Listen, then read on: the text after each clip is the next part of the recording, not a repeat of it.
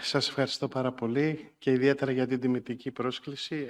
Έχω ένα θέμα επίσης ελάχιστης παρέμβασης, αλλά για πιο γενικά ζητήματα, προσπαθώντας να δούμε τη στοματική κοιλότητα σαν ένα μικροσύστημα που επηρεάζει γενικά όλο τον οργανισμό με σχετικά πολύ μικρές παρεμβάσεις. Αντιμετωπίζοντας γενικότερα θέματα υγείας, όπως μυοσκελετικά, νευρολογικά, γαστρεντερικά, πολλά μπορεί κανείς να κάνει από αυτά. Μια καινούργια προσέγγιση λίγο, έτσι ελπίζω να είναι ενδιαφέρουσα. Η ιδέα είναι η εξής, ξεκινάει από το ότι στη φύση, στις επιστήμες καταρχήν περιγράφτηκε αυτό, από το Μάντελμπροτ το 1975, πολύπλοκες δομές οι οποίες επαναλαμβάνουν τον εαυτό τους ξανά και ξανά, και το βλέπουμε και εκτός από τη φυσική και στα μαθηματικά και σε πάρα πολλές περιπτώσεις στη φύση, σε φυτά, στο πώς κρυσταλλώνεται ο πάγος, στο νερό.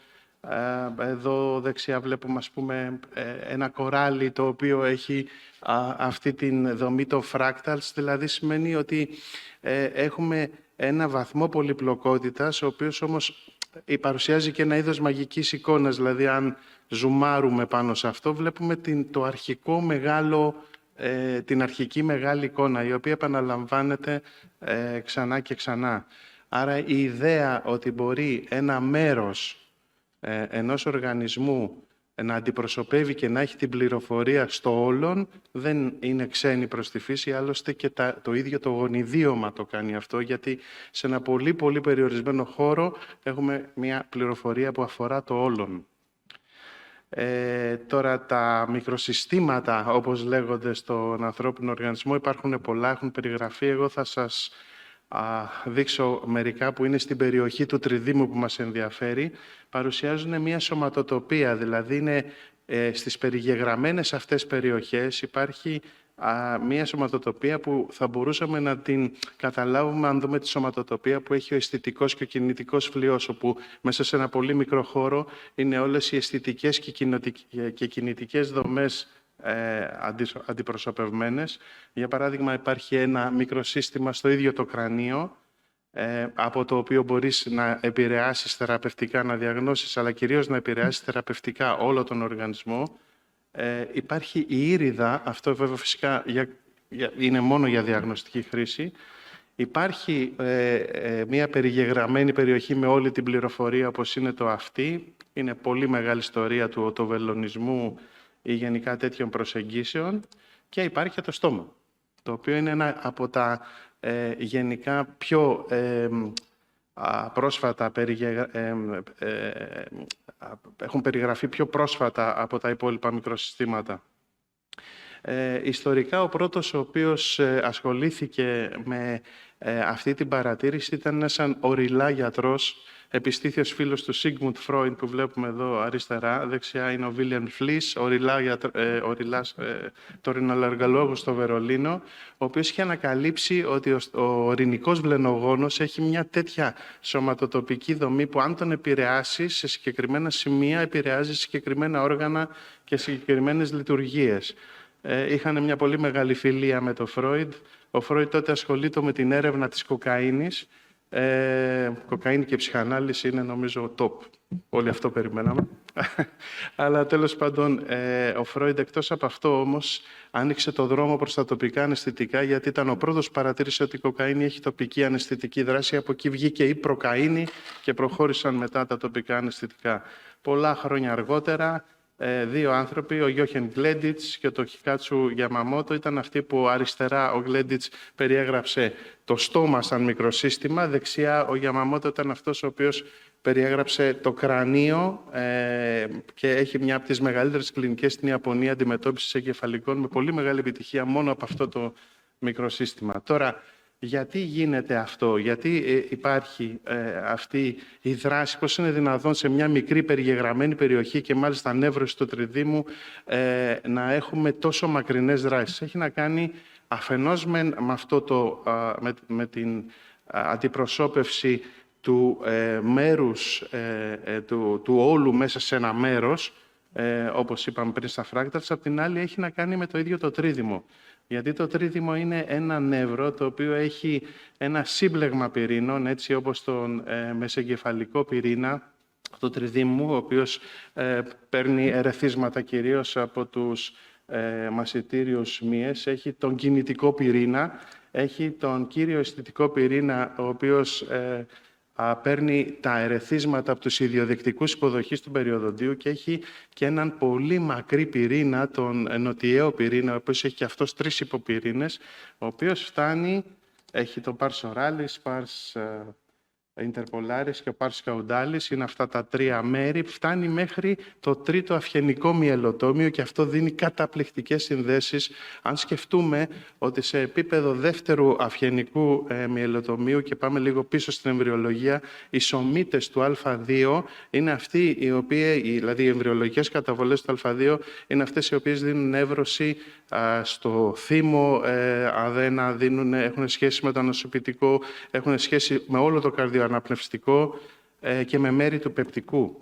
Επίσης, ένα άλλο πολύ βασικό σημείο νευροφυσιολογίας που εξηγεί γιατί όταν επέμβουμε σε περιοχή του τριδήμου έχουμε ευρύτερες δράσεις, είναι ότι το πνευμονογαστρικό, το γλωσσοφαρυγγικό και το τρίδημο ενώνονται σε ένα είδος νευρονικής πισίνας. Αυτός είναι ο πυρήνας και εδώ βλέπετε τις σχέσεις του τριδήμου, του προσωπικού, του πνευμονογαστρικού και του γλωσσοφαρυγγικού, και του πνευμονογαστρικού, οι οποίοι ενώνονται και εκεί όχι μόνο σειραίουν και γίνεται μια ολοκλήρωση όλων των σημάτων από την περιφέρεια, αλλά ταυτόχρονα μπορείς, αν επηρεάσεις τις περιοχές αυτές, να επηρεάσεις και μακρινές περιοχές. Φανταστείτε πόσο μακρά είναι η νεύρωση του πνευμονογαστρικού. Ξεκινάει από τη βάση του κρανίου και φτάνει μέχρι την αριστερή κολική καμπή. Επίσης, αυτός είναι και ένας λόγος για τον οποίο στο αυτί έχουμε τέτοιες εκπληκτικές θεραπείες, γιατί έχει πάλι 3 νεύρα, τα οποία έχουν πάλι σχέση με αυτό που μόλις περιέγραψα. Δηλαδή, το οτοκροταφικό είναι από τον 3ο κλάδο του κριδίμου, είναι το μείζον νοτιαίο από το αυγενικό πλέγμα και αυτό Α2, Α3. Μέχρι το Α3, επενθυμίζω, φτάνει ο νοτιαίος πυρήνας του τριδήμου. Είναι όλα ένα αυτά. Και υπάρχει και κάτι άλλο πολύ ενδιαφέρον. Είναι αυτή η περιοχή που βλέπετε σκιαγραφημένη. Είναι η μοναδική περιοχή που το πνευμονογαστρικό φτάνει στην επιφάνεια του σώματος.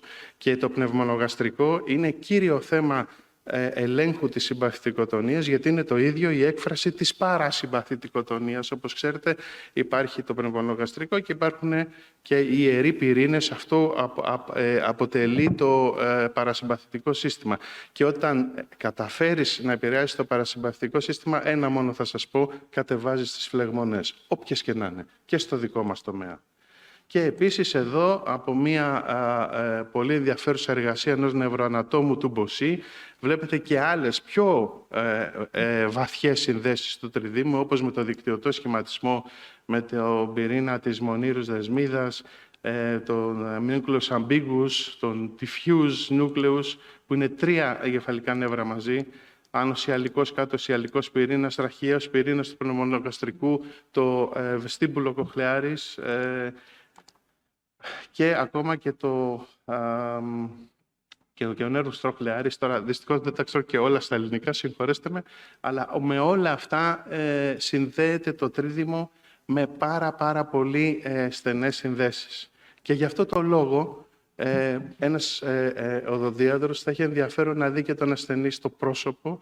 Πολλά πράγματα φαίνονται στο πρόσωπο. Για αυτούς τους λόγους έχουμε προβολές εσωτερικής παθολογίας στο πρόσωπο. Αυτές είναι οι περίφημες γραμμές Layer Shoulder. Για παράδειγμα, όταν δείτε μια unspecific, μια μη ειδική δερματίτιδα γύρω από εδώ, ακριβώς γιατί είναι μέρος της περιοχής του τριδήμου με τη σωματοτοπία που έδειξα, υπάρχει προβολή παθολογίας των ουροποιητικών οργάνων. Αυτά μπορεί να τα δει ο οδοντίατρος πολύ πριν βγουν εργαστηριακά θέματα και πολύ πριν είναι σε θέση να τα δει και ο παθολόγος.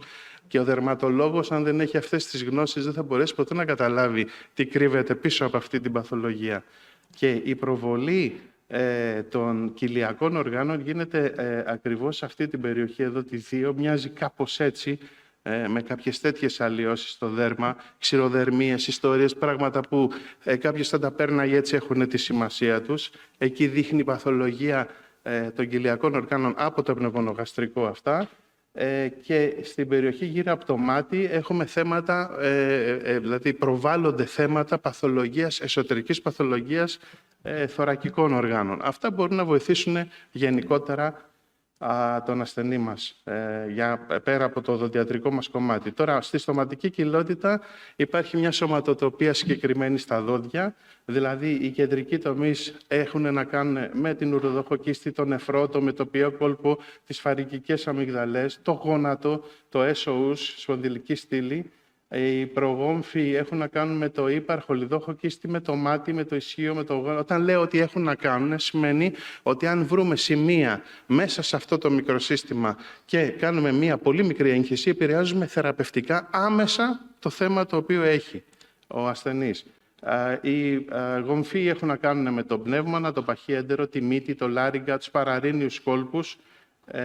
Και στο τέλος, οι προγόμφοι, οι γομφοί έχουν να κάνουν με το στομάχι, το πάγκρεας, το στοματοφάριγγα, το ιγμόριο, το θηροειδή, το μαστό.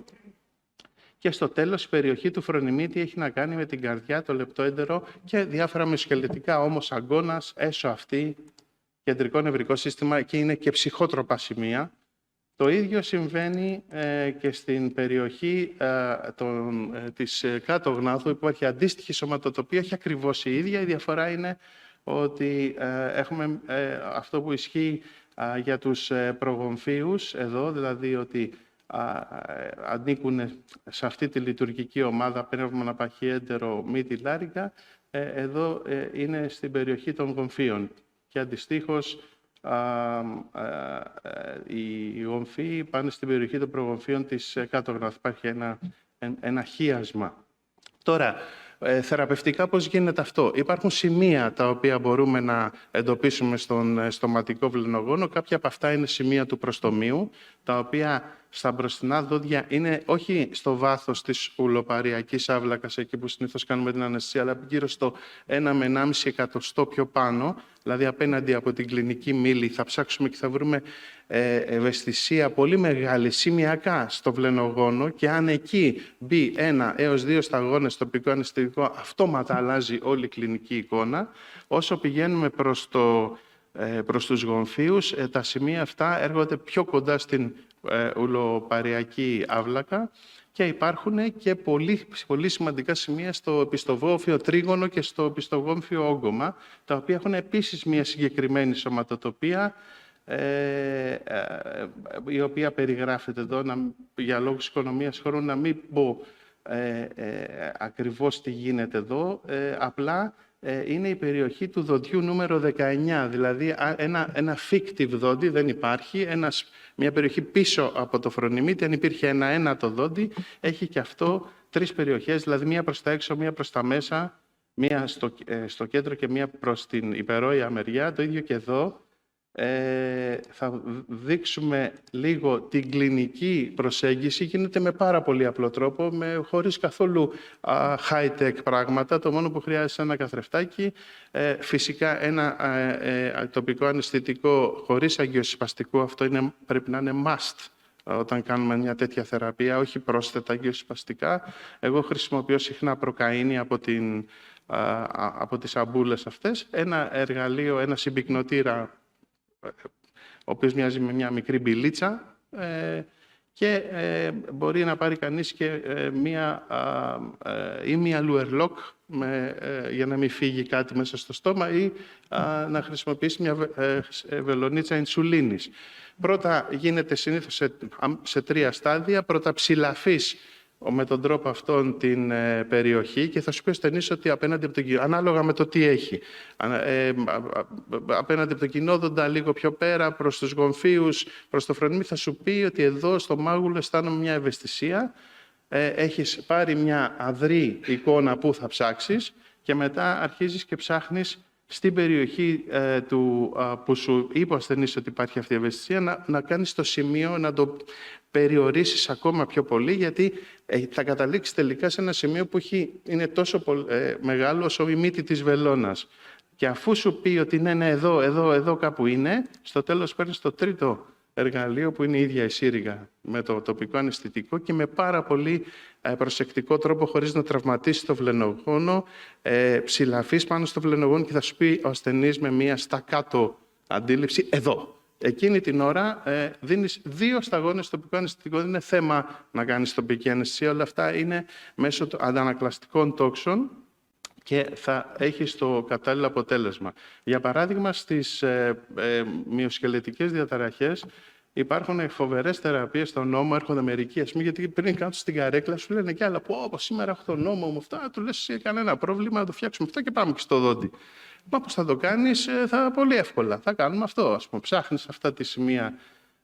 Ή εδώ είναι επίσης ένα πολύ καλό σημείο για τις διαταραχές κροταφογναθικής, προς τα έξω, στην περιοχή δηλαδή του οπιστογόμφιου ογκώματος προς το προστόμιο, προς το μάγουλο. Εδώ έχουμε στη μέση, στο όγκωμα, έχει την προβολή της κάτω αυγενικής μοίρας, δηλαδή για θέματα που δεν μπορεί να στρίψει όλο το κεφάλι του και μας βοηθάει όταν στην έδρα μπορεί ο άλλος να κουνηθεί τέλος πάντων και δεν είναι εντελώς πιασμένος πέρα από αυτό. Εδώ είναι η θωρακική περιοχή, η θωρακική σπονδυλική στήλη. Αυτό εδώ είναι ένα εξαιρετικό σημείο στην περιοχή πίσω στο τριγκόνου ρετρομολάρε, στο πιστογόμφιο τρίγωνο, από την έσω πλευρά. Είναι η αντιπροσώπευση της ιερολαγόνιας. Είναι πάρα πολύ σημαντικό σε οσφιαλγίες, μπορεί να φέρει πολύ μεγάλη χαλάρωση, η οποία φυσικά διαρκεί όχι μόνο για τις 2 σταγόνες του τοπικού αναισθητικού, διαρκεί και μέρες και εβδομάδες. Αυτό είναι το θαύμα που γίνεται. Εδώ έχουμε τις άνω αυγενικές αρθρώσεις, δηλαδή άτλαντα άξονα. Συγγνώμη κύριε Παπαθανασίου, επειδή πιέζει λίγο το χρόνο. Ωραία, ευχαριστούμε. Είναι πάρα πολύ εξαιρετικά αυτά που ακούμε. Ωραία. Απλώς να σας πω ότι μπορεί να το χρησιμοποιήσει κανείς και στην κεφαλαλγία τύπου τάσεως και στην ημικρανία.